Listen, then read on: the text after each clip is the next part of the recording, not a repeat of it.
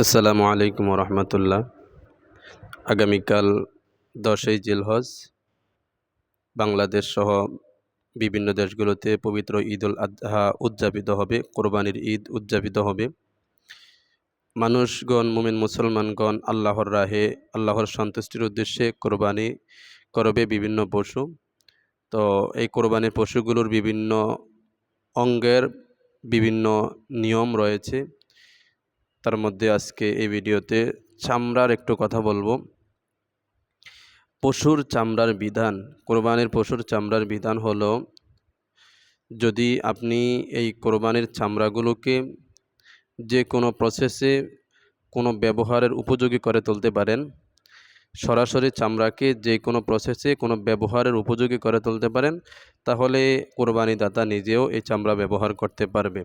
কিন্তু এই চামড়া যদি বিক্রয় করা হয়, তাহলে সেই অর্থ সম্পূর্ণভাবে গরিব মিসকিন বা আল্লাহর রাস্তায় দান করে দিতে হবে। এই বিকৃত অর্থ কোরবানি দাতা কোনোভাবেই ভক্ষণ করতে পারবে না। তো এখন আমাদের দেশে বিশেষ করে কোরবানির চামড়াটা ম্যাক্সিমাম জায়গায় সরাসরিভাবে ঢালাভাবে সবাই আমরা মাদ্রাসায়, এতিমখানা, নিল্লা বোর্ডিংয়ে দান করে দেওয়া হয়। এতে আমার কোনো দ্বিমত নেই। অবশ্যই সেই জায়গার মধ্যে এতে মিসকিন, গরিব, অসহায়, দুঃস্থ ছেলেমেয়েরা পড়াশোনা করে, তাদের আহারের ব্যবস্থা হয়, পড়াশোনার যাবতীয় খরচের ব্যবস্থা হয় এখান থেকে। এটা অত্যন্ত উত্তম এবং পুণ্যের কাজ, সওয়াবের কাজ, সেখানে দিতে পারেন, কোনো সমস্যা নেই।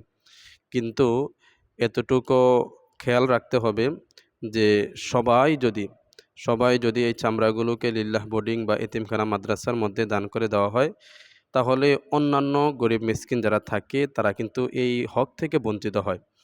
অর্থাৎ আপনার এলাকায় যদি পশুর চামড়া 20টা হয়, মিনিমাম 10টা যে কোনো মাদ্রাসায়, আপনার পার্শ্ববর্তী বা আপনার পরিচিত, আপনার পছন্দনীয় মাদ্রাসায় দান করতে পারেন। অন্তত বাকি 10টার